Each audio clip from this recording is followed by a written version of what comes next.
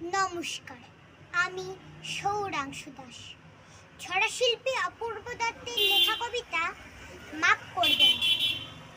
এই যে শোনো, চললে কোথায়, কি নাম তোমার শুনি? আজ্ঞে বাবু, সাসার সঙ্গে তাঁতে কাপড় বুনি। তাই নাকি? বেশ, কোথায় থাকো, কোন ক্লাসে পড়ো? আজ্ঞে, পেরাই আমার মাথায়, হয়তো একটু বড়। আরে বাবা, বলছিলাম কি, ধন পেকেছি কম। কাজ করি ওই চা দোকান, মাইনে খুবই কম। কি জ্বালাতন! আচ্ছা ছাড়ো, নাম শুনেছ পেলের? তাল গাছে কি ওঠা সহজ? বাবা, যা তেল তেলে। গাছের কথা কি বলেছে, নামটা জানো আটের?